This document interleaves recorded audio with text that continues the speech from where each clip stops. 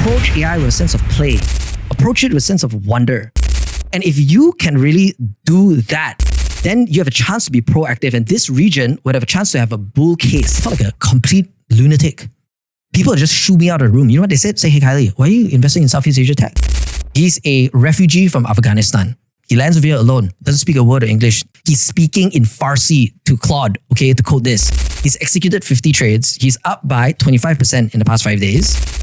I'm worried that a lot of countries look at AI as though it's like this little cute thing like social network, but not realize is that they can make a lot of powerful moves right now. They are willing to give you stuff for free. They're willing to give you this LLM for free, this credits for free. Just try, use free. Just get started, get hooked on our AI drugs. They're willing to push. Who is pushing that here? Welcome to Keris Silicon, a new show under the Keluar Sekejap umbrella. Trying to take a multidisciplinary lens on technology. I know many shows out there already do this and do this well, but I think very few originate from Southeast Asia. So occasionally the show might have a global majority twist, might have a Southeast Asia flavor, but equally I don't want it to be boxed in by that. After all, conversations around technology are globally significant ones, and I aspire this show to be globally resonant. One thing that strikes me about the conversations around AI is how asymmetric it is. It seems we're all having different conversations at different speeds, often in completely different registers. Founders may talk about it in one way, developers another way, policymakers another, and most ordinary people are still figuring out how this affects their everyday lives. And that's before you start comparing across countries. Now, the observation that this is no different to previous technological shifts, that there's always people at the frontier and then those people who are behind, then that things eventually settle into some kind of equilibrium, I'm not sure that's quite the right way to look at things. Because what makes this very different is the pace. The distance between the frontier and the middle is widening faster than any previous cycle has allowed it to close. If you compare with the internet or with mobile, with AI, the next wave hits before the last one has been absorbed. So I'm not sure the usual assumption of all, that everything just settles, holds when the ground keeps shifting underneath you. For those of us who might be closer to AI than the average person, I'm not sure we figured out what to do with that asymmetry yet. I'm not exactly at the frontier of AI development, far from it. But even I feel that there's something appealing about being closer to the frontier when others are not. It feels a bit like an edge, maybe even an identity. On the other hand, there's a real question of whether AI can actually deliver on its promise if most of the world isn't along for the ride. Never mind the entirely different conversation around ethics and inclusion. My guest today is Khailee Ng, an enthusiastic AI evangelist who's written and spoken about exactly this theme. Call it adoption, call it diffusion, essentially about bringing others into the conversation. And full disclosure, he's also a friend and a partner in an AI education app we co-founded with a couple of friends a few months ago. The thing about Khailee that makes him interesting for this is that he's not a coder, he's not a researcher, but someone who has thrown himself into AI with a conviction that I find both infectious and at times worth pushing back on. I picked him for this episode of Keris Silicon for a specific reason, because Khailee is Malaysian, but he's also global. He moves between Silicon Valley and Southeast Asia, between the frontier and the not frontier, and that's exactly the tension that this show wants to live in. He also has a set of frameworks about how nations, like Malaysia, middle power nations or nations that aspire to be middle powers, should approach AI, that I think deserves a serious hearing and a serious stress test. So I'm going to do both.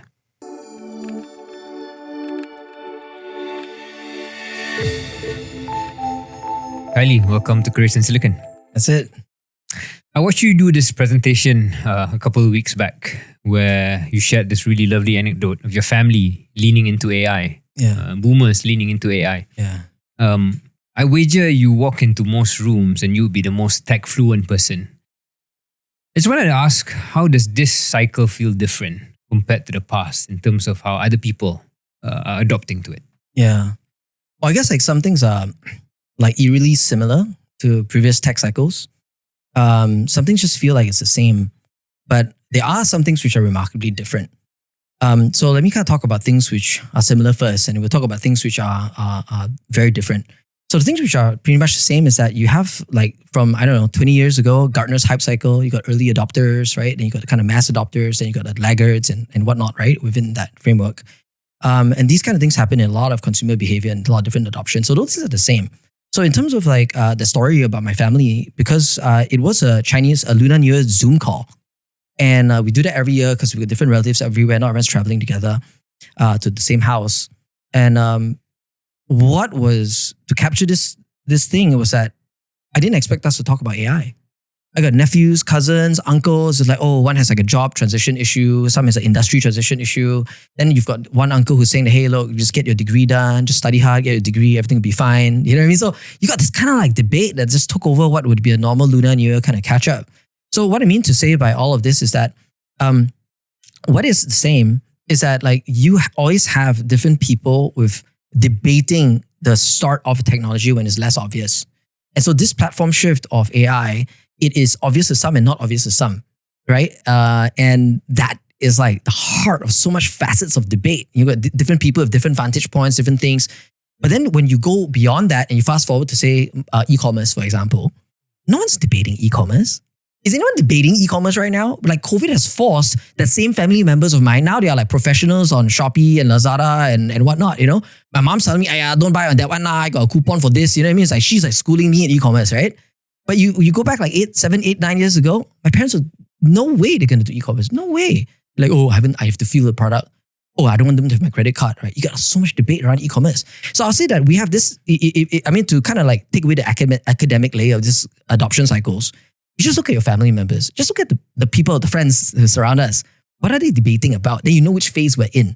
Then when it gets a little bit more obvious, right, to get a smartphone or not, oh, should I buy the iPhone or do I get Android? Then suddenly everyone's got smartphones. You know what I mean? You kind of, from the debate portion where you have differing views until a point where no one's even talking about it because it's so obvious, you just sound like an idiot. You know, if I were to talk to you now about social media, I say, hey man, Instagram's huge. TikTok, huge, right? You think like, am I from like, 5 years ago or what, right? But once upon a time, again, you shift this time frame back, like social media was debated. Is this a fad? You got a lot of brands who like didn't even spend any money on advertising on social media until like 3 years later after everyone spent. Again, so I think what is timeless here is that there's like a physics of adoption that you can read and smell in the air based on the degree of debate. Okay, now what's different this time? The net effect on whether or not my parents were on Facebook or not back then had little effect on their lives. Unless you're like, I don't know, a marketing manager of Celcom DG or something like that. Of course, maybe it matters a little bit more whether you're advertising in the right platforms. But most people, are you on, you're not off? You post pictures, didn't post pictures. Like the degree of the impact on you is like not so much. For AI, however, because there's been actual reported job loss, there's actual retrenchment, there's actually reduction of labor, there's actual reduction of revenues from audit firms in the US for the same amount of clients. All this is widely reported and widely studied. The impact is real. And that has a knock-on effect, a follow-on effect of like, if people are losing jobs, companies need to have like increase their productivity. And then so what are they going to do to increase their productivity, right? They're going to have to turn to technology. They're going to have to turn to AI to kind of figure it out. Then the more AI get, the more efficient they get, maybe the less people they need. Then if less people have jobs and income, do they do buy now, pay later? Do they take out more loans? Then the financial ecosystem has a bit of a contraction. Do they want to spend more and buy the extra toaster oven? Or, let's just keep the same toaster oven. Somebody who's selling toaster ovens is not going to make money from that toaster oven sales, right? So this kind of goes on and leads to potential depression. And all these things I'm talking about, like economic depression and all these things, it's not like this is a new topic. It's happening right now in so many countries. And a lot of the countries are doing all kinds of like efforts, right, to keep the economy going and booming in a lot of different ways, quantitative easing and whatnot. So what I mean to say by all of this is what's different here is the severity of the impact and the speed of the impact is something that will catch some people off guard.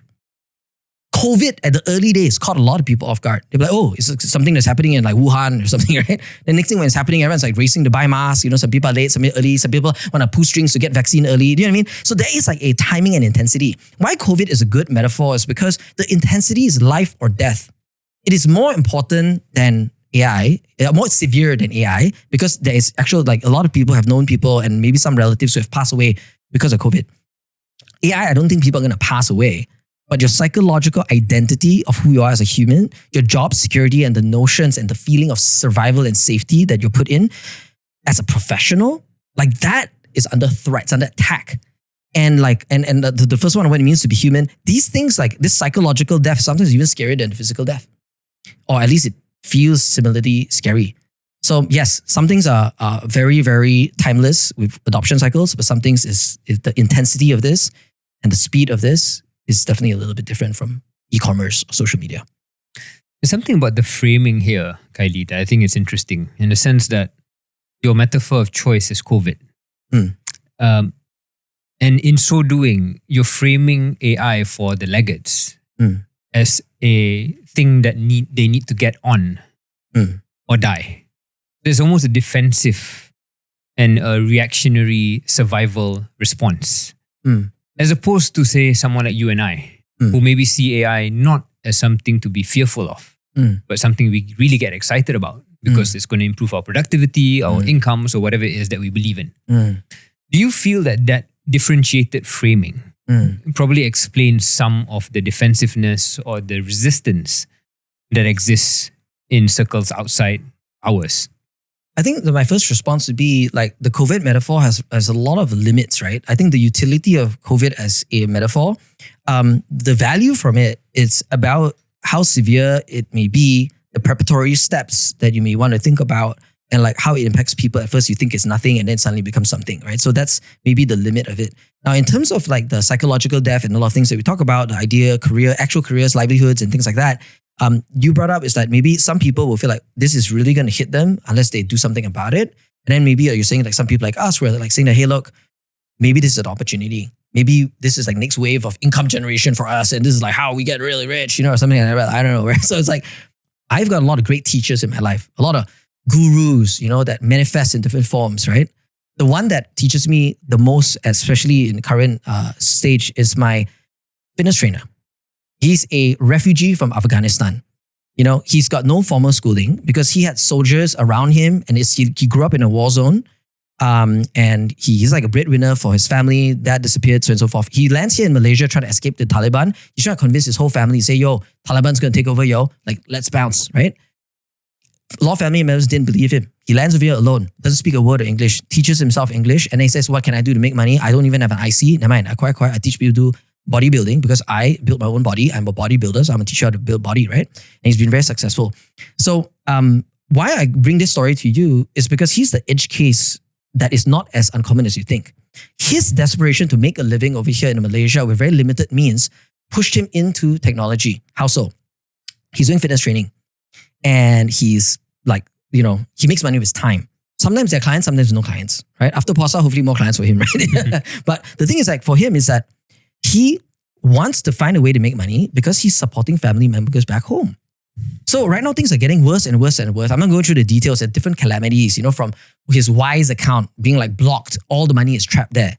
To him, so he basically he saved money to buy a car crashed, totally wasn't his fault. His mother had a heart attack in a hospital now. Like his bills, he owed his friend 60,000 ringgit. It cost 81,000 ringgit for next. So he is desperate. He came to the Open Claw event that you and I were at 2 weeks ago. I invited him to just learn some AI, right? So I taught him ChatGPT, I taught him Claude. He loves AI, he's using it to do all kinds of stuff. So he showed up for Open Claw Hackathon event at 500 Global's office. 400 people on a Sunday RSVP to join. 100 people managed to join. And then I kind of pulled him in because I wanted him to learn. He came in, he learned how to install Open Claw as orchestration agent. I just met him last night again. He has built a trading bot for gold. 4 sub-agents. One connects with MetaTrader to do programmatic trading. Another one is to map and measure USD related impact of news impacting USD and Forex. That one for related to gold. And then the last sub-agent is to make the call if there's a certain confidence ratio as a result of LLMs understanding all of this, whether to make the trade or not. He's executed 50 trades. He's up by 25% in the past 5 days. I said, hey bro, you're going to put all your money in this or what, right? And he was like, no. I want to execute 500 trades first. And then I'll take the intelligence on good trades, bad trades, feed it into my next version of my trading bot and let the trading bot run. So that way, while I'm asleep, while I'm training clients, at least I can still kind of get the sub-agents to run. There was 100 person in that Open Claw event that you came to visit as well. How many people did that? The people who really needed it. I have full respect for my wife, right? I mean, like she's not like super tech forward, but I helped her install Open Claw the night before. She goes to the hackathon and she does multiple sub-agents finding grants. Like one agent looks for global grants for food banks. The other one like evaluates it against the food bank that she operates. The third one like drafts up the the application for it. And then the fourth one, like, invites her to evaluate good or not, apply or not. And the fifth agent monitors all the work in a dashboard. She can check every time to see her workers are actually working on the right things or not, She did it in 3 hours, Now, what does my wife and Mojaba have in common? You can't say it's like, oh, because Khailee, you're like friends with them, so maybe you go and help them cheat in the exam or whatever. No, that's not it. It's that they are properly desperate. My wife runs a soup kitchen and food bank. There are families that are registered there. If there's not enough food going to them, some don't eat for a week, The whole year around is possible for them, okay? They get that bag. Some people are like on their knees in tears when they receive these bags of food. So she works with a lot of urgency to get funding for these food banks. She has desperation. That's why she's going to figure it out. Mojaba has incredible, he owes his friend 60,000 ringgit, right? And he need, and his mom still has continuous bills as a result of heart attack and the operations. He has slept for 2 hours a night so far because it's not easy for him. English is not his first language. He's speaking in Farsi to Claude, okay, to code this. It is not easy for this guy. It's going to take you 3 hours to do it. It's taking him like 5 bloody nights to get this done. But he's bloody desperate. So what I mean by these stories, I have like so many stories of this, right? Because it is, and I got even more for you later as well. But the whole point of this story is that I want to show you that I would say that people who are comfortable, they may be rich, not rich, middle income, lower income, whatever, but people who are comfortable and complacent, they have the least advantage in this wave. If you act with a sense of intensity and urgency, and you have so much desperation to build a new life for yourself because your previous life is just not good enough, you have an advantage. I might want to circle back on this optimistic view of how AI and this wave of tech cycle can be a force for good and can be a force for social mobility in ways that maybe are not obvious. Yeah. But before we go there, I guess what you just shared in terms of how urgency and intensity is an imperative, yep, and desperation is an imperative. Yep. I mean, I've been reflecting on this as well because there's this question of when we talk about AI adoption, the what for? What are you building this for? Yeah. And in the event that we were at together, I was asking a question around imagination. Yeah. And the need for us to imagine what an AI agent can do for us. Yeah. Whether it's at work or whether it's in personal lives. And your examples illustrate how when there's urgency or desperation, the imagination or the use cases almost solve themselves. Yes. But then I look at places like China. Yeah. And I'm sure you've seen these clips or photos of people queuing up outside Tencent building, I think, just getting their OpenClaw installed. And apparently when they were asked, what are you doing this for? Most of them couldn't answer. They said, I'll just install it first and figure it out later. Yeah. So it tells me something slightly different from your theorizing there. Because in places like China, where there's clearly a desire to lean into technology, even before you figure out exactly what the use case is, tells or speaks to a particular kind of structural, cultural condition that perhaps some countries in this part of the world need to figure out. I don't know if you've got some thoughts on those lines. Yeah, no, absolutely. I think that a lot of the examples and frameworks that we'll discuss in this show, like, they have very specific utility. So I think the earlier kind of examples of like a state of desperation arising to the use case is like when the student is ready, the teacher will appear. You know what I mean? It's like, desperation, the necessity is the mother of all invention type of adage, right? So I think that's one entry point to use AI in a very productive manner, right? To use technology in a very productive manner. So, and I think what you're saying is that, hey, do we have the imagination if, let's say, we're not in a place of desperation? And it's hard to feign desperation, right? It's like there are a lot of folks who it's hard to fake desperation when you're in a certain environment. It's hard to fake that. So I use these two extremes.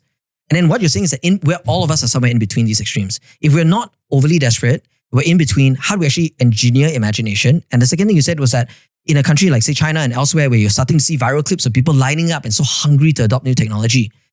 Let me address the China thing first. And then let me talk about Southeast Asian countries and other middle powers who aren't superpowers, and maybe some cultural variety in Southeast Asian countries and global countries. Okay. So let me talk about China piece first. In the China piece is that they have this is online as I was trying to read into the phenomena. I subscribed to an excellent newsletter called The Crane, which gives you, it runs by a friend of mine, Edith Yong. She summarizes tech news from China, fundraising, different kind of things, AI related news, not tech news, AI news from China into a newsletter every week. So I follow that to just understand what's going on in China, right? It's in English as well, so it's good for me. Anyways, the point about the China thing, as we started to delve deep about adoption, is that the dominant theory they have is that that country has benefited from blind adoption. You're talking about a country that, like, if you're like middle income in China and then you started to go with the first wave of XYZ, oh, let's get on doing some e-commerce. Let me just sell my goods on Alibaba. Let me sell my goods on Taobao or whatever. It's like, boom, you just made this extra money. Oh, let me get this phone. I don't know what it does, but I'm just going to like play around and see what's going on, right? And then it's like, it's a closed loop ecosystem. The market, the local market is large enough. The government and all its initiatives, all the tech companies that are fortuitous enough, right? To have this environment where any member in China, if they're going to try technology, most of the time, the downside is lower, the upside is higher. So you said, okay, what's new now? Oh, AI is new. Great, let me give it a try. OpenClaw, what does it do? I don't know, right? Let me give it a try, right? That's the dominant theory. I didn't grow up in China. I'm not a China expert. I don't know. But it sounds like a plausible theory to me. Now, then we talk about the benefits and upside in some places where adoption is slower and maybe it takes time to reward. When I started talking about investing in tech startups, I'm going to talk about AI, okay? This is 2013. I fundraised to 2014, my very first fund. I felt like a complete lunatic. People just shoo me out of the room. You know what they said? Say, hey, Khailee, why are you investing in Southeast Asia tech? Credit card penetration is lower than the US, everything else. Internet penetration is completely terrible. Income spend per capita, all terrible. There's no history of any unicorns. All the public markets have no tech unicorn. There's like 100 reasons why it's just complete, like, it's just, you'd be a lunatic to invest in Southeast Asia. But the very first year, even though the fund was very small, the first year of investing, Grab, Qasem, FinExcel, Bukalapak, Carousel, these 5 unicorns valued between like 2 billion up to 30 billion right now. There are a lot of companies that didn't do well as well, but I'm saying these 5 companies as well was just part of the first year of investing then. They felt like they were lunatics too. And I think it's easy to forget because startups and apps on our phone is so pervasive right now. It's easy to forget that 10 years ago, you had to be an absolute lunatic, right? To be an early adopter, to be able to be driving this and even putting money behind it, right? You have to be a complete lunatic. So right now, when it comes to AI, what do I mean is that like in slower, like how you say, maybe in certain countries where maybe the culture, for different reasons, the culture that exists for technology adoption isn't fast. You're not like an early adopter kind of country. I would say it's the people who are early adopters, sometimes like it's socially chastising. It's almost like feels like the social inertia. You feel like a complete lunatic is what I'm saying. So when we built the 500 Global AI Residency, all these people who had these AI events to evangelize or teach other people for free, by the way, how to use the latest AI in very, very exciting ways. You know, I met them. I was at all their events. You know, it's just all these misfits, you know, ragtag folks, 1.5 years just sitting there. Oh man, AI is so cool. I met somebody else who thinks AI is cool, right? And I used it to do this. I used it to do that. You know, we housed them here. You know, we said, look, come and live and work in our office over here and let's build a community of people who are early adopters of AI, helping other people become early adopters. We found kinship. We found community because we felt like lunatics. Now 1 year plus, you know, we got 20 plus people in this AI residency. We've got weekly events, we've got monthly events, and they've grown. The latest one that's happening this Saturday, 900 RSVPs. We just stopped the damn thing. We worked with Seed Dance, the partner for the event, to do like movie making, storytelling with AI. Like we had to block it. We're negotiating them. Hey, can we have more? Can we just have more people join the event? But we have to block it. We have to stop it. Now we've reached this point. So my final argument to all of this is that the AI, to just loop this together, is that Malaysia and a lot of Southeast Asian countries that we invest in and we deal with, they are at a point now where there is an early adopter crowd that is already started to gel into communities. And these communities is the new bottoms-up education system for AI adoption and AI education. If any of these governments in the world, right, say, oh, how do we get more people to adopt AIs, right? You fan the fire of these communities. These communities are teachers who teach each other. They are like peer-led education. So it's very cost-effective to teach AI adoption because if you fuel the fan and sponsor and grow these communities, right? And I have no skin in this game, okay? I'm like, these communities, they do it for free. They're just saying, yeah, I'm just doing it for free. In fact, it's a cost center. But everything I'm telling you now is because like it is my job to understand the future. And even if it means I look like a lunatic 10 years, you know, like for another 10 years. Let's circle back on this question of incentives and desires or imperatives to jump on the train. There's something about the China example in terms of the cultural condition that makes it even more willing to lean in. Yep. Even after we account for the fact that they're sizable, far bigger than any one country in this region. I wonder if you've had any thoughts on what about societies in Southeast Asia, given that you've invested across this region, that makes some of us a bit slower than maybe what we hope? There is a very, very big example. So China has multiple local tech giants. What do we have here in Southeast Asia? Foreign tech giants. So a lot of the foreign tech giants who are here providing all of the lifestyle, every month, all of us here in this room, all of us pay a tax. We pay a digital lifestyle tax. We're paying our Spotify subscription, our YouTube premium, or whatever it is. We're paying the storage on Apple, iCloud, Google, whatever you name it. We're paying this tax every single month just to live as a digital person, right? We're paying it to mostly American companies and maybe some Chinese companies. We're not paying it to local companies for the most part, right? Maybe local telco, but beyond that, it's not. Now, China has multiple local competitors who compete with each other for your share of wallet. It is not just like Alibaba Cloud. It's not just ByteDance. All of the large tech giants of China had bundled OpenClaw into their core offering. And they're willing to give you stuff for free. They're willing to give you this LLM for free, this credits for free. Just try, use free. Just get started, get hooked on our AI drugs, you know what I mean? And just do it. They're willing to push. Who is pushing that here? Who's pushing it here? Like, are we like top priority for like Google US to push it over here? Yeah lah. I mean, they set some office, some sales office, they get some people to do some things over here, but they're not going to throw their life into it. In China, it's like they are competing life and death to really kind of get this thing going, right? For their local audience. So because China has that and a lot of other middle power countries don't have it, we need to start creating our own incentives to do it. We need to start creating our own. It is a chance for us to rewrite this script. We cannot tell, let's say, a local government over here to say, yo, why not let's just create our own Google? Sorry, like Google's already been done. Hey, let's create our own TikTok. I'm like, sorry, TikTok's been done. But we can create our own kind of AI layers for ourselves. And I know a lot of governments, a lot of smart people are working on this right now. I think on top of that, Khailee, there's something else that at least in this country, I think may contribute to this. It's the set of incentives and disincentives in enterprises and corporations in particular, where the people evangelizing are people like you and me, for whom there is a clear incentive and there's a clear line of sight to how this works for us, financially and otherwise. Yep. But for the mid-level manager in a government-linked company, his or her KPIs and bonus structure is not going to be linked to AI fluency. Yeah. And I don't see any urgency from within corporate Malaysia or even the government for that to change, because that also comes with political ramifications. Yeah.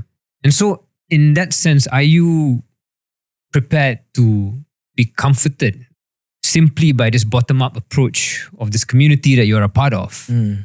Or are you urging for there to be a policy at some point where there's more of a top-down approach to insert the set of incentives and disincentives that will be required for mass-level adoption?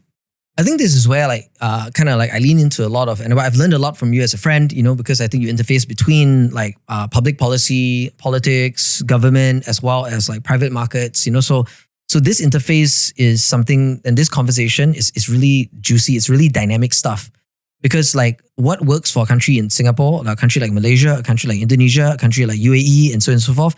If you're not a superpower and you're a middle power, like, some things may be similar, but there are a lot of things that's very, very nuanced on how you get this job done. And we can go into a whole branch of conversation about what I've seen happen in Dubai, what I see happen in some other countries, in a lot of developing markets that we kind of do work in as well. And we can go into that. But without needing to go into that, what I want to also say is that like the incentives for you and I to double click on that is that I think there is a huge disincentive from us to be doing a lot of this at the wrong time, in the wrong way. And then the incentives, it's almost like imaginary right now for us. I don't know how much money you made from being an AI evangelist, or if you are or not, right? But for me, it's just been cost center all the way. Cost center from doing other things, which are my real work or my day job.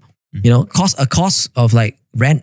I tell you, like hard cost is about $500,000 of cost just to like nurture this AI community from my side. Like I don't have anything monetary in return. Of course, you can make the arguments like Khailee, like you know how to plant those seeds, so later on you'll be part of something. Yeah, sure. But it's like, I haven't seen the money come back yet. My CFO was just like, dude, like, what are you doing, man? It's like, I got to justify this hunch.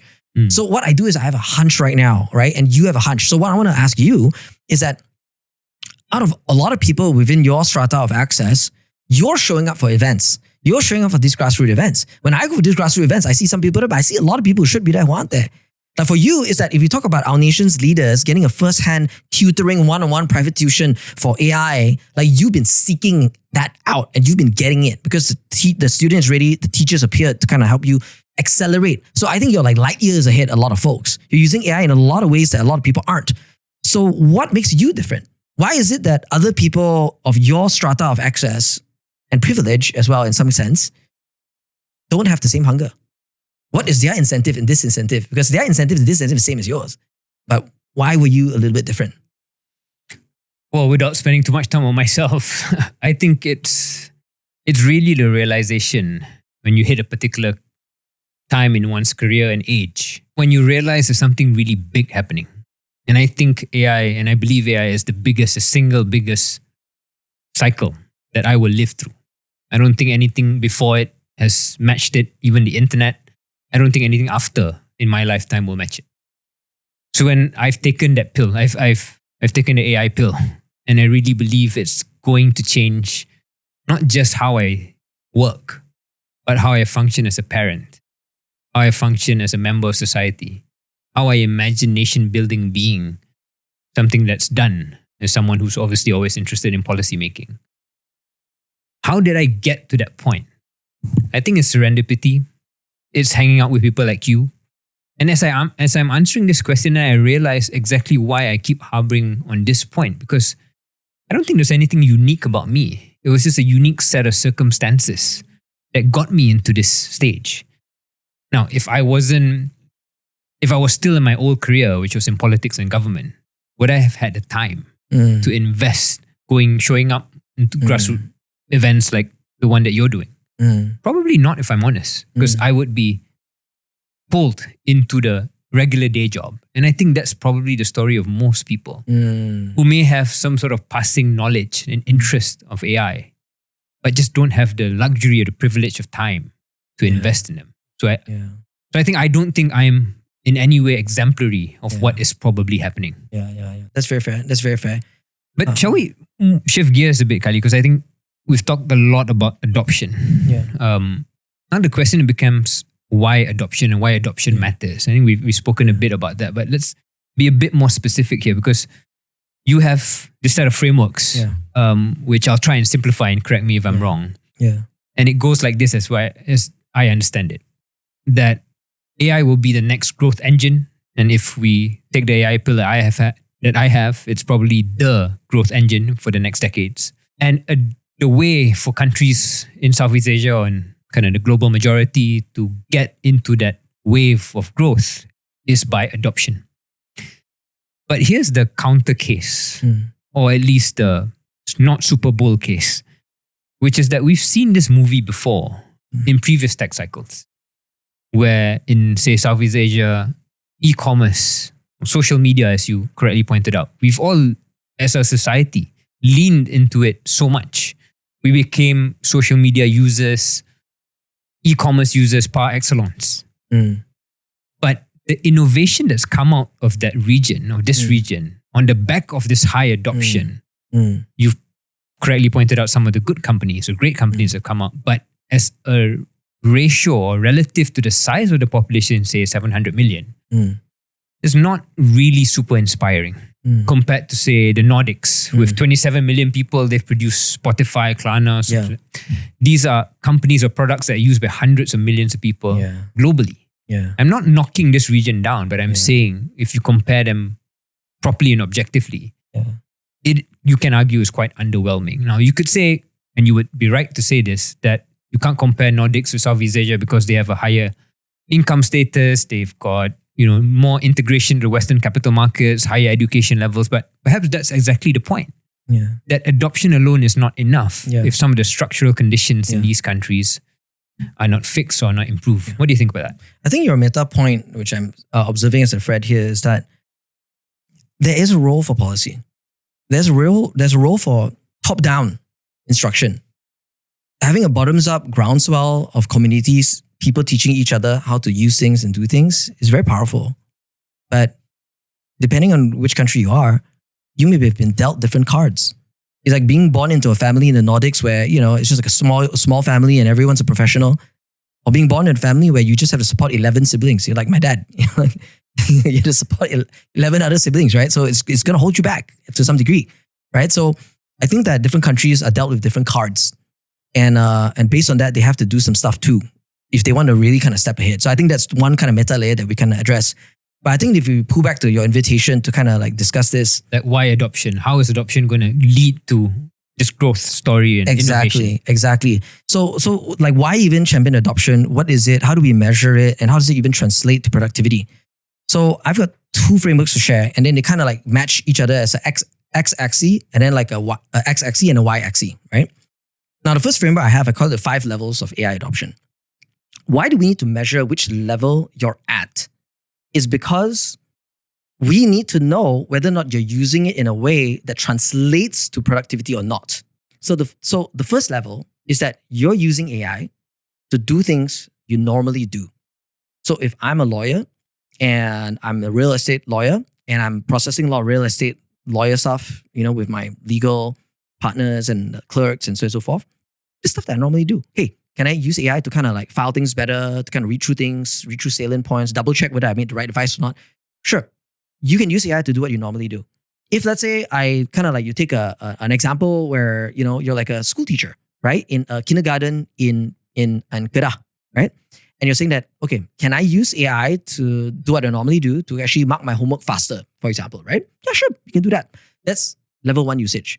For a lot of white-collar professionals, their level 1 usage is fixing English, drafting email, maybe some negotiation, and maybe the chit-chatting with it a little bit, right? But you're still doing what you normally do. Has your productivity really increased? Yeah, a little bit.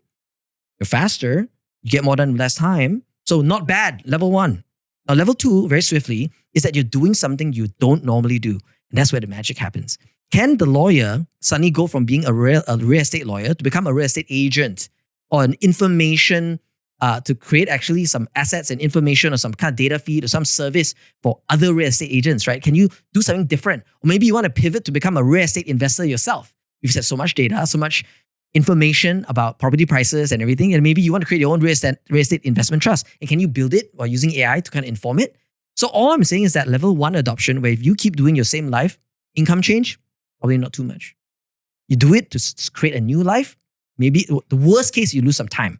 The best case is you have a whole new revenue stream that's even bigger than anything. And I know we want to be like efficient with time on this podcast as well, but so many stories from some of the community members who showed up.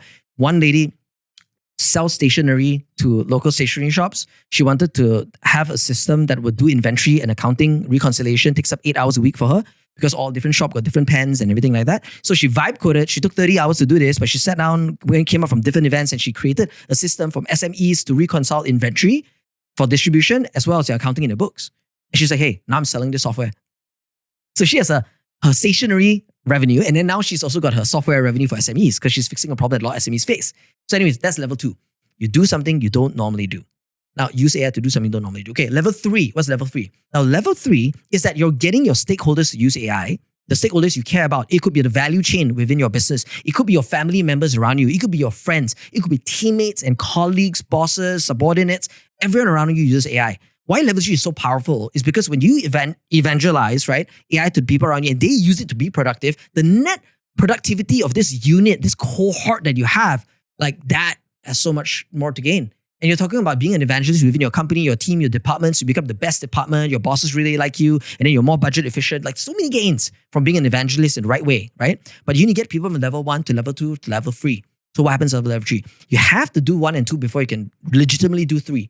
If you never eat satay before and say, hey guys, let's all eat satay, man, satay is great, right? But you never eat satay before, it's like you don't have the credibility to really evangelize. You have to use it for yourself in things that you do at level 1. You do have to do things to do something you've never done before, level 2, which I know you have as well. Then level 3 is like kind of where I'm at. You have this spiritual transformation. You're doing all these kind of things, like I'm making all kinds of movies and things, just creative stuff I never possibly could do. Then you start evangelizing. Level 4. So for level 4, where you're building AI for people to do things they normally do, imagine my wife, having built these sub-agents to get these grants, start to actually provide this sub-agent to all nonprofits in the world. Think of the mad impact on that. Every NGO in the world will have their grant applying, grant searching, grant application kind of series of work, and you open source that to the world. All nonprofits can use it. How much more money is going to go to the right nonprofits as a result? That's building AI for other people to do what they normally do. And people who've built these like legal startups like Harvey AI and all these kind of things, like just billions of dollars, just flowing in. Last week in China, AI investments alone, $51 billion, right? It's like flowing into the things at level 4 to help people do what they normally do. Level 5, you're building AI to help people do something they've never done before. Suno, for example, helps you make your own music. A lot of people dream of making their own music. They don't have time to become like, composers or whatever it is, but they're making a lot of their own music. So they've raised so much money and they're making so much revenues. All the vibe coding platforms, Lovable, Replit, Emergent, all of that, $100 million, $200 million in annual recurring revenue. I'm talking about valuation investment. I'm talking revenue in years or months. So these are platforms that help people do things they've never done before. I don't even start talking about like Anthropic and Claude or OpenAI and ChatGPT, right? Because they are all at that level. So I'll say that these are 5 levels of AI adoption. There's one above that. It's called level X. Level X is that you have the infrastructure and the models to allow 1 to 5 to flourish. And that's why a lot of the big data center companies, so NVIDIA is worth so much money because they're selling you actually the tools, the picks and shovels for everyone to be part of this wave. So that's the first model on 5 levels of AI adoption. Did you want to kind of poke around a little bit before I go to the next one on how it affects nations? No, I think that's really interesting. And I guess what we've been circling even before you introduced this 5 levels of adoption is what is the secret sauce to make sure you don't get stuck on level 1, 2, and 3. Because I don't know if you just saw the news yesterday or 2 days ago.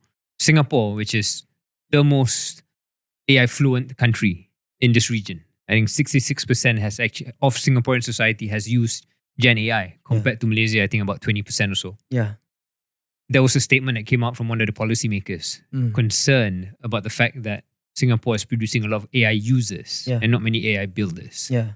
So adoption alone does not guarantee you move up that stack of higher level of adoption that matters in terms of building productivity. Yeah. So let's talk about your second. Yeah, because it's essential for us to know it at different levels. So that's the thing, right? Like imagine you're a boss of some GLC right now, right? Some government linked company. And you're saying, hey, what you all talk about AI? I use AI every day, what? Right? I use AI, I do this with AI. Oh, I make some picture for my family event or whatever it is. I use AI, but then they don't know what the big deal about AI is. They say, this Khailee and Shahril are hype only, AI hype only, They all investors make money, that's why I talk about AI or whatever. You know what I mean? It's just, do you know what I mean? It's like you don't know what the big deal about it is because you're at level 1, bro. The moment you do level 2 and you become somebody you're not, it rewires your concept of personal identity.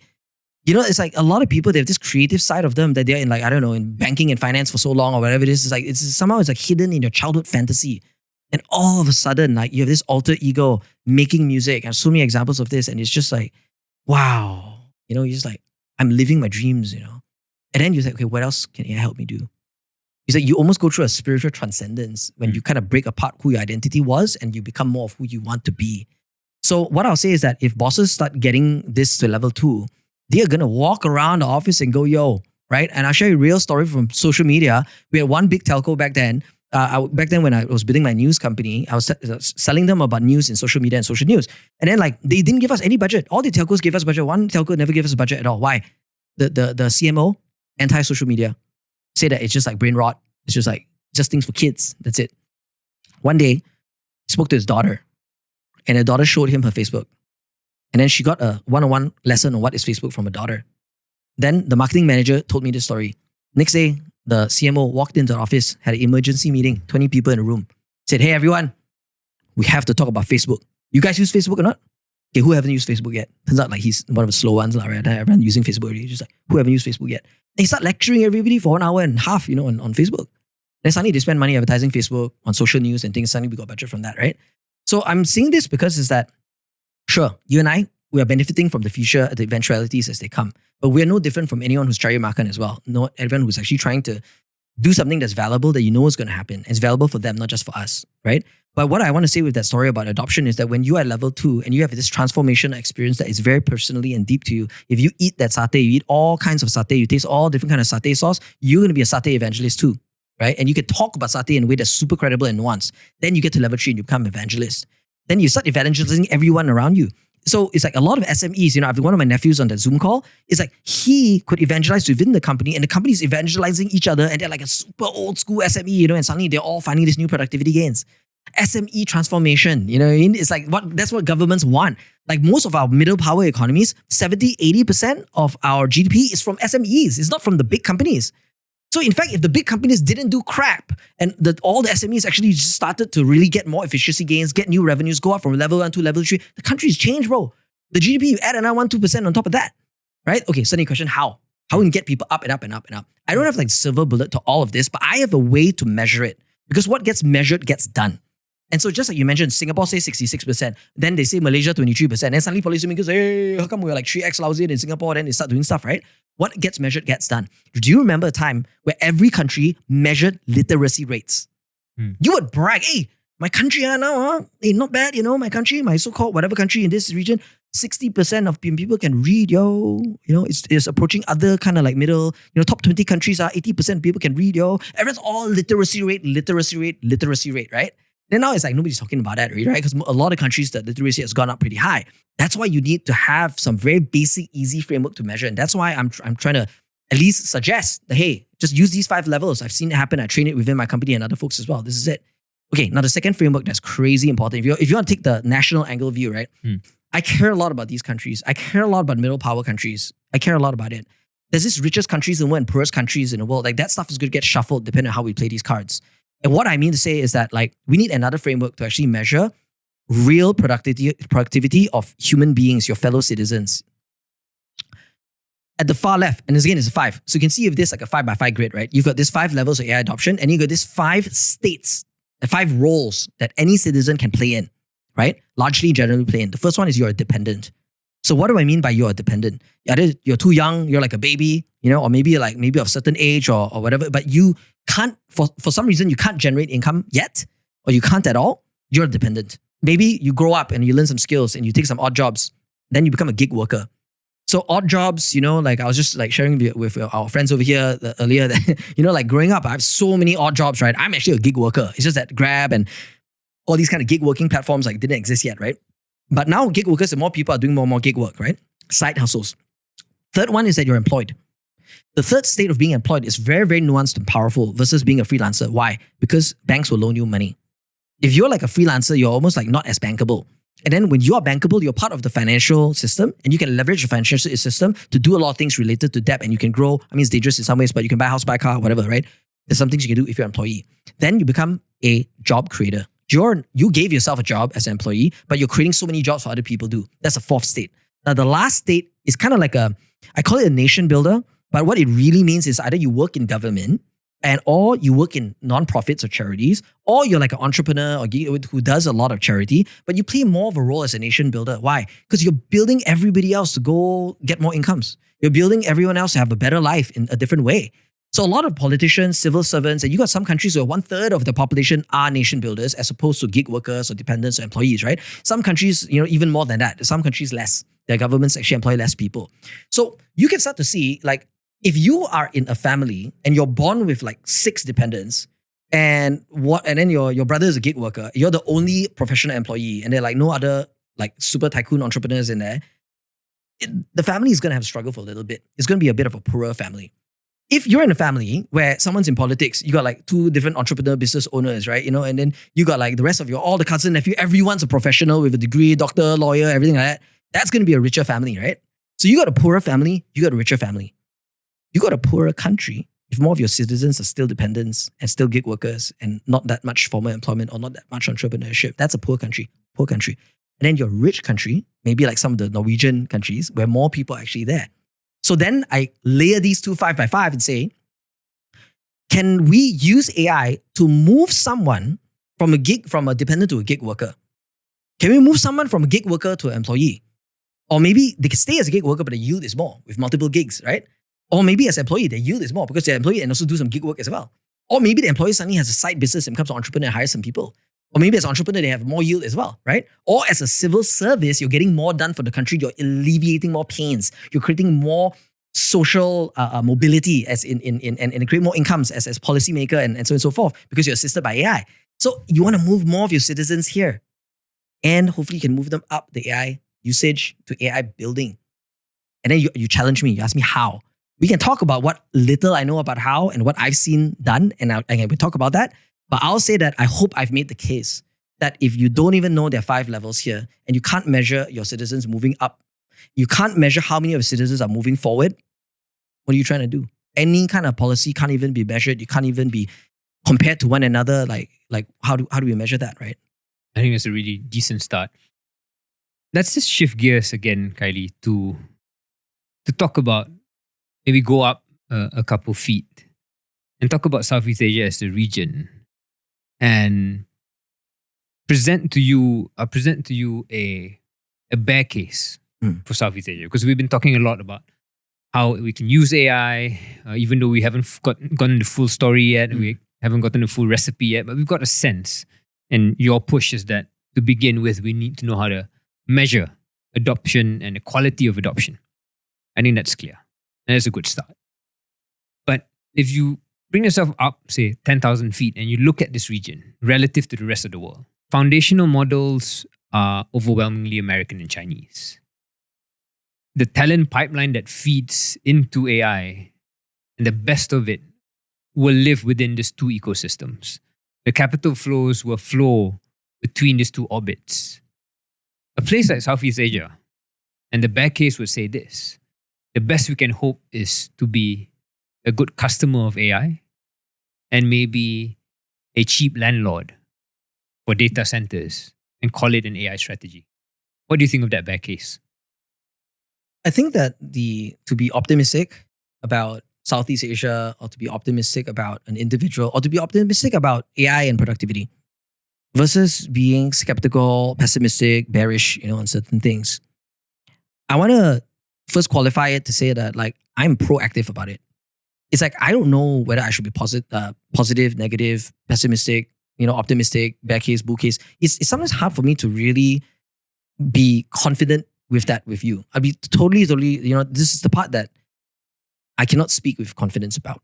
But what I have absolute confidence about is that if we take a proactive stance to do something for ourselves and have policy leaders, leaders of companies, all that, do not just something, but do more and do the right things, is that at least we are proactive. And then we'll be better off than trying to figure it out before starting to take action. Why? The cost of action and trying out AI and doing trainings and going for a community event and learning it for yourself, what really is that cost? It's not like back then, right? You want to go digitization. It costs you money to have servers in your office, and then these consultants, you launch a website. It takes, last time the Malaysian news websites paid 20 million ringgit. One of them was 90 million ringgit just to build a news website. Do you know what I mean? It's that's not the cost of AI right now. In fact, a lot of them are just giving it to you for free to try and use, right? So all I'm saying is that I think being proactive is a bit more important than being pessimistic or optimistic. But now I'll answer your question directly. So how about Southeast Asia? What have you've rightly pointed out, what have we done so far? Okay, we're like a cheap landlord. Hey, come here, data center landlord, right? But the models we're using are mostly foreign models. We don't have our models. Great. But what I would say is that we are capturing some value, better than nothing. We're using better than nothing, but where do we go from here?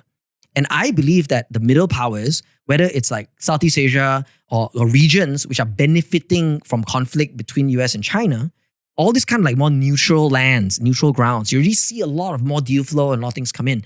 So that is a superpower in and of itself, right? So how do we play that card for maximum gain? Now, related to AI specifically and what companies, countries also can do, we need to move as much of us to level 3 and 4 as possible. And you can only do that by being level 1 or level 2, which means that until individuals in power have a personal experience that's transformative for them, whether it's with Gen AI, building AI, vibe coding, or launching things themselves, until they really eat all the satay they need to eat, it's hard for them to evangelize and it's hard for them to lead. You can't lead, you got to lead by example. You can't lead what you don't know anything about and just delegate knowing to other people. That gives you fear, right? So I'll say start at level 1, go to level 2, and then raise yourself up to level 4 and 5, where you're building AI for other companies around the world. You're building a lot of AI applications for other people around the world. And then I'll give real examples. All this is all born from real examples. Emergent.sh is the latest challenger to the vibe coding game. $100 million of annual recurring revenue in 8 months. Indian company. It's not a US company. It's an Indian company. And you can argue with me say, oh, India, through a lot of tech talent and everything. Yeah, but how many people work in that company? The company, I don't know exactly, but most of the AI companies, they're under 100 people. Sometimes 40, 60, Mid-Journey is doing $500 million of revenue a year. 40 staff. We got one portfolio company invest for language learning, right? Which inspired a lot of the work we do here in Malaysia as well. Is that $20 million in revenue. 2 founders, 2 interns. So I would say that Malaysia is capable of it. Why? How do I know? Because we've done it before. In a lot of the Web3 space, a lot of the companies in blockchain fundamentals, like say CoinGecko, Etherscan, lately with virtuals, these are global, like Jupiter, these are global platforms worth a lot of money, making a ton of transaction value, and they're made by Malaysians with very, very small teams. We've done it before in also the previous tech cycles as well. We can do it again. And we have even a higher chance of doing it again because AI is a game where if people want to use it, they swipe the credit card and they'll use it. You don't have to send somebody over there to talk to them about it. Like Livable was a Swedish company, right? And so on and so forth, right? So the companies that we are investing in now from around the world is that we want them to be the best people to build it from wherever they are. Then we connect them to Silicon Valley to raise the SF and Silicon Valley money because that's where the flush of money is from. For Southeast Asia that you brought up specifically, I would encourage entrepreneurs who are building new companies right now to pay close attention to where they're going to get the funding they want. Most of the funding money, you get some sources here in Southeast Asia, but the vast majority is in San Francisco specifically. Not even New York or not even like Boston or whatever. You got to go to San Francisco and get some of this AI money while it lasts. I know I'm a bit on a roll and we're running in time, but I want to give you one crazy example when I met this chap who worked at I think they called Sapura. I think that's what it is, right? There used to be an old IT company in Malaysia that was a Lisco. They used to be like huge company, right? Like massive company, right? So he told me, he said back then, he was the guy that they will send to countries with no airports. He's the guy they send when there's airstrip. And then he would have to go there and land on the airstrip and he had to sell payphone systems. Later on, he's landing in all these airstrip countries and he's selling like voice over IP and everything. He's like selling all this early telco infra. When my dad, who for the life of him, learned, like not everyone in his family learned how to read. He's the only out of the 12 siblings, he became like a white collar and then he was employee number 16 at Petronas, right? So he was early staff member over there at Petronas. And he would tell me a lot of these stories where at Petronas, they would fly where the business is. Oh, do we need to go to Sudan and do something over there? Yeah, sure, let's go to Sudan, right? It's like the number one, the entrepreneurialism of people working in Sapura and Petronas, and you can go a lot of stories of the so-called previous generation, the pioneers of Malaysia, be it political leaders or be it like business leaders, they would just fly where they need to go and just take the money wherever the money is from. Number two is what were their age?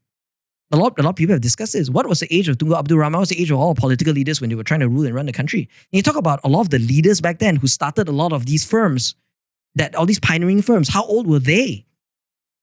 Then when you look forward to today, there is a number one, there's a zeal to go beyond Malaysia, to go beyond ASEAN. That's what I want to point out. Number two is that there is a demographic factor to this, where a young person believes they can run a huge company and a young person is willing to actually do something they've never done before.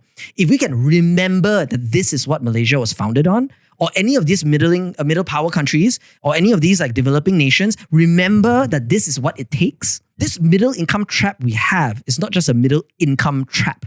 This is actually a middle income psychology trap. You think you've made it. You think what you've done is good enough. Lose the hunger. I would say we've got to bring the hunger back with the age of AI. We have to go to where the money is. We have to go and take it. And it doesn't matter what age or what place you are coming from, like that's where we got to go. We'll close off in a bit about investments and the kind of things that you look at in founders. And I think you've begun to answer that a bit. But I wanted to close off our current set of conversation around the bear case and the bull case of Southeast Asia. And you basically said part of what we need to do is make sure that the leaders of big companies or corporates or government get AGI pilled or AI pilled. Yeah. And that's the first step to what we want. I just realized it's an AI pill, and I don't know why I thought about satay for some reason. I think I ate satay like the other day, but but what it's like satay is like satay, like sat AI. Sure. Yeah. They're gonna eat the AI satay. Yeah. Something like that. We could. I'm sure there's a pun there somewhere we can really flesh out. But I presented earlier the bear case, and I don't necessarily subscribe to that. Yeah. Let me put to you a bull case or more of a bull case and see how you react to it. Okay. Rather than see Southeast Asia simply as a cheap landlord, I think you began to say something that I thought was really interesting around applications. Because if the foundational models are the platforms, what solves the world's problems are not necessarily just the platforms, it's the applications. Yep. And there is, conceptually at least to my mind, a world in which we can say that applications developed in places like Southeast Asia, they mimic and they mirror the problems that the rest of the world face even more accurately than whatever problems that potentially being solved in Palo Alto. When you have an ability, say, for an application to solve problems around logistics in Jakarta, or a problem that AI solves for a smallholder in, I don't know, Thailand, those applications arguably could be more applicable Yeah. to other parts of the world, other parts of the global majority. Yeah. That would become the reason for us to be optimistic. Yeah. That applications that come out of this region can really be global and not simply just regional or worse, national. Yeah. Yeah. So that's how I would tell myself as to why, even if we don't own the infrastructure, even if we don't own the frontier models, Yeah. the ability for us to imagine and come up with solutions and applications born out of our set of difficulties, the fact that we are multilingual as a region, the fact that we have varying degrees of economic achievements or income levels, that is not a bug. That's a feature Yeah. of our region. Yeah. That can be the superpower. Yeah. Yeah. What do you think of that thesis? I would say that the application layer is the single biggest and most accessible opportunity for all of us who wants to find our new gold in AI, right? If we're mining for gold there, if finding new fortunes in AI. Why? You think like, oh, it's so crowded, everyone's talking about AI, blah, blah. No. Like there's like 5.5 billion internet users in the world, of which maximum one, by other estimates, maybe 2 billion of people have tried to use an LLM only. So they're only like maybe like level 0.5, not even level 1. That means there's still another kind of like 3.5 billion people who've not even tried AI before. So I just came back from Nepal, right? So I made friends with the bus driver, conductor. It's like a kind of the bus driver's assistant, kind of. I made friends with the dude, and then we're like chatting, and he asked me how to lose weight. You know what I mean? So it was like, and his English was kind of rough. And I said, bro, come, we download. I asked him to download both Claude and ChatGPT. Then he was speaking Nepali into the app. And then he was getting like diet tips, everything. And for him, like you look at his face, you look at everything, it's like he felt like he was talking to some genie in a bottle, bro. So what I'm saying is that like there's still a lot of people who haven't even used basic LLMs yet. Then how about people who are using AI to automate their life, level 2, 3, 4, 5? This can be a decade-long journey to get everybody to be more productive. And I would say that if anyone in any country is building applications for the world, for the rest of the world, because this second 3.5 billion, they're more like the Nepali bus driver assistant than they are like some dude in Palo Alto. So I would agree wholeheartedly with that kind of notion that there is gold to mine, there's things to build in applications. But what I'll also say is that the models, it's like there's so many aspects of models that's just begun. Like the venture that you and I have embarked on, right, with a couple of others, to actually create like a education AI that really understands how to teach someone, how someone can really learn by speaking in a customized manner. We're the early innings of that. And we have to fine tune it with so much nuance, right? And that fine tuning of those models, it is a deeply technical game. It's not that as easy as people make it out to be. I would also say is that when I interact with a lot of the academia in this country, I met like a UM professor who said that 2 of his PhD students are doing work. I won't name who, for a global US-based media conglomerate. They're doing research work for very specific generative models for video, and there are UM students who are doing it.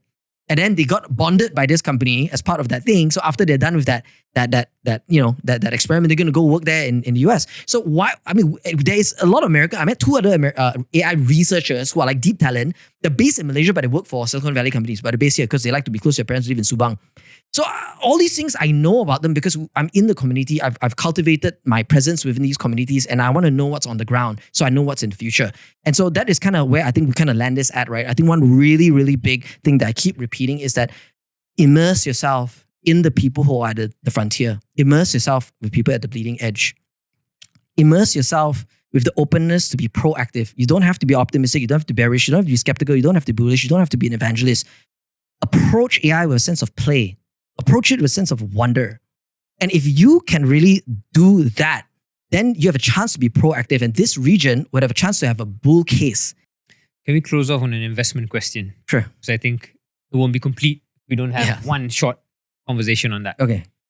Apocalypse, which is this thing that happened a couple of months ago, where $1 trillion got wiped out as the market started to price in the possibility or the probability that AI agents are going to replace software.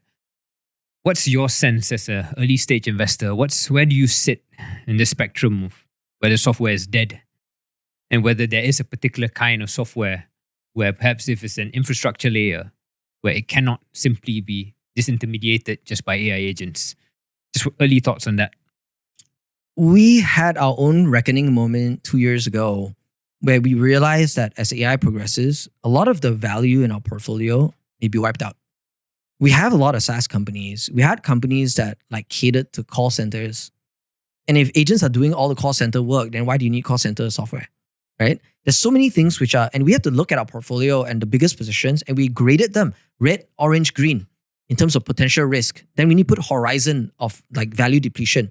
Then we say with this emergency mode, those companies which has the highest value in our portfolio, but has the most near-term disruption of value, we have to go and talk to them and sit them down and say, hey, look, what are we going to do right now? We had to do that, worked on that for 2 years. Some companies managed to pivot, and then some call center software created, like we've got a big position in Intercom, one of the pioneers of call center software. The founder, like kind of Starbucks moment, he came back in, he's left the company, he came back in to kind of turn it around. They created Finn, an AI agent. So they became on the offensive rather than the defensive. So we have a lot of like these stories where the founders just wake up. And then like when we work with them, they realize there's something they have all in common. They call it the second founding. Entrepreneurs wake up and say that I have to found my company once again. They like woke up, the world's new. I have to refound my company. This is second founding of the company. Then they can do the turnaround. If they're going to do a gradual turnaround, like it's just not going to do fast enough. So SaaSpocalypse is maybe public markets react in a way that's a bit more volatile, but private markets, you have time to react. You have time to really sit there and just make changes happen. And it's not as publicly known. So it reflects in our, so for investment wise, like because I'm a private markets investor and our firm does that, we had to re-rate and mark down a bunch of companies. It's real. But we had other companies that we thought were like goners, boom, came alive again. We have some HR tech company, then suddenly create these agents that interview for you and everything. Boom, suddenly the revenues just like shot up, right? You got another company like closer to home, like great company, StoreHub, the POSs in a lot of restaurants, right? Then suddenly you got AI agents that help the restaurant owner understand all the POS data and coach them to make a more successful restaurant, right? It's like so many of them. It's like then also we'll give a real example of StoreHub. They are paying $100K USD a year for a sales management software for their field staff to do sales. The founder was like, why are we paying $100K USD a year? They sat down, 2-3 people, they vibe code. They have this new system that's even better for them. It's more customized to them.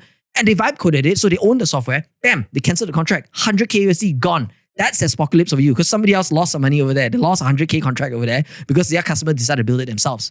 Yeah. So all this is to say is, right, that's why like I'm kind of like, it's hard for me to be bearish or bullish on things because I see both. I see people be proactive and they get a lot of gains. People are reactive and then they lose out. So I rather take the lens of proactive and reactive. So that begets the audience now. Like, is it time to be reactive or proactive, or is it time to just not do shit and just sit around and wait for things to happen, right? I don't know. It's like no, I think that's you got to make the choice, right? Yeah. You got to make the choice for yourself. I can't make that for you, right? We just got to keep investing forward, keep seeing what's good, and hopefully we turn out on the right side of history. Even for us, the investment firm that I'm with, we're seeing exactly the same things. And I think that's how we're judging founders that we want to look at, is that second founding moment, the ability to pivot, the ability to actually lean into AI and supercharge an already existing good product to make it great for the future. Also because you're investing in the later stage, right? So the later stage shows the companies are already established. So all because you're established, it can be a good thing, but also like some baggage as well because you're established. And for mine is I'm doing a lot of seed companies, but I'm managing a lot of late stage positions as well. So it's kind of like really interesting to see that you got the very same stage, very same sector, but founders themselves, even though they're supposed to be pioneers, they have different attitudes. Yeah, exactly. Any last words, Khailee, and reflections on this conversation? Well, I'll tell you what is my greatest fear for Southeast Asia. I'll tell you what I'm really, really afraid of. And like, I don't even know, like, if I say it, like how it'll affect me personally. You know what I mean? It's I don't want to be, I sometimes I care about what I say because this is internet, it lives forever, whatever it is, right? But I don't know, maybe we deal with it in a different way. I'm worried that Southeast Asia is sitting at the precipice of like a new golden age. And it didn't take this shot. That's what I'm afraid.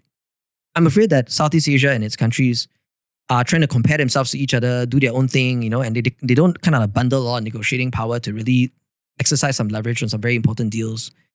I'm worried that a lot of countries look at AI as though it's like this little cute thing like social networks, and then maybe it doesn't amount to anything, but not realize is that they can make a lot of powerful moves right now. Imagine if a country decided to treat AI like a utility, just like electricity and power. We back the company that has the infrastructure to allow all the global providers, US, China, open source, everything, to sit on a layer on a data center, and the government can control that and say, look, how many tokens is going to whom? Who's using how many tokens? And of course, there's like anti-surveillance on all these things redacted, but you can actually kind of like make sure everyone is, the whole country is actually using AI, whether generative AI or LLM, in a way that's super efficient. Now you take this paradigm, right, on treating AI as a utility, and you compare it to treating, if we didn't do this, imagine oil, okay? Imagine we didn't create Petronas. Number one is like, oh, this American company, China company, they're going to come here and flex some muscle and do different things. The next thing, they own a lot of oil fields and things, right? And then our oil is being taken by other people. So many other countries didn't really do a Petronas. We have Petronas. Imagine you don't have a TNB. Anyone can create their own power. And some countries, they got like small holder creating this power plant here, blah, blah, there. Then there's this grid, so does it. You have this very disorganized approach to utility. But what if you treated AI as utility? The EU has multiple countries already signed up. They call it the AI grid. Okay, and we back the company that really got this EU folks together already on it. They're built by Malaysians, by the way, 80% Malaysian staff. And they've been building technology on what's called VLLM. It's basically the core technology that LLMs sit on, that OpenAI, Claude, everybody is sit on LLM. The VLLM, they have it, right? And so they're doing this. And so their approach is so, you can call it lunatic, you can call it psychotic, but what if a country treated AI so seriously, they saw it as a utility? How would you approach it? Then you got moves to make, right? So again, my fear, to bring back my fear in this example of my fear, is that we are at a golden age moment where we have the chance to build new leverage all over again. But we didn't take that shot. We didn't move with urgency. We didn't really take the first principles, understanding to eat that AI satay. We didn't really kind of do it for ourselves, and we're not able to lead as a result. And we didn't move fast enough to make these moves. That's a big fear of mine. That's gonna like crush a region in years to come. Always going to be our final question in an episode at Keris Silicon. I'm trying to do this thing for every episode. What is one thing that you've changed your mind on? It could be this conversation. It could be related to this conversation or not. Fear, right? I actually like maybe like some people say, oh, Khailee, like you speak on stage or like you speak in podcasts or whatever. Like, but I mean, there's so many things about AI that is so sensitive to talk about, right? And it's so easy to be seen in a certain way that has a cost, right? Like it's a cost to your career or a cost to your credibility to talk about things in a certain way. Imagine you're like I don't know, like you're like a doctor talking about vaccines back then, right? And whether you're right or wrong, like there's a cost to being seen as a whack or whatever. So a lot of the what I've changed my mind on is that, but I used to be kind of like worried. Maybe I was like younger or whatever it is, I kind of be a little bit more worried about what people think of me, how like my online reputation gets remixed.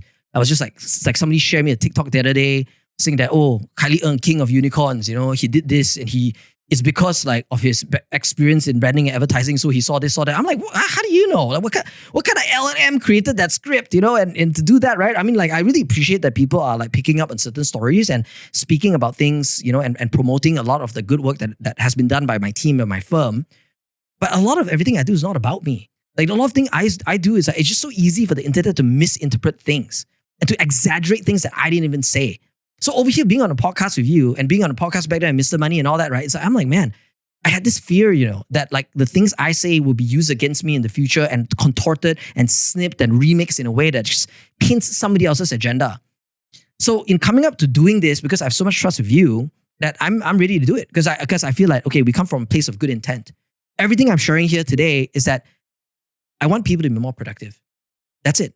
I want my family members, my friends, I want my community, my team members to just be more productive.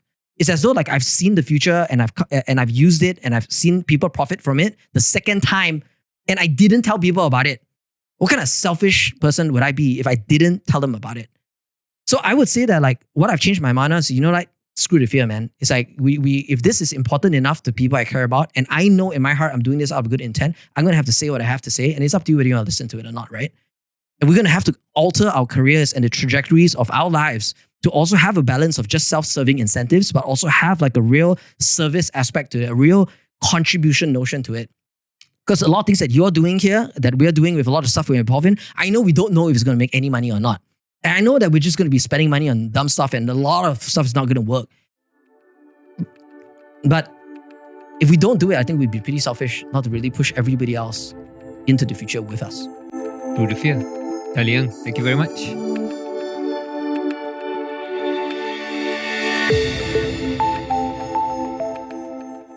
This episode of Keris Silicon was recorded at the AICB Centre of Excellence in Kuala Lumpur, a world-class venue designed for corporate dialogue and business conversations.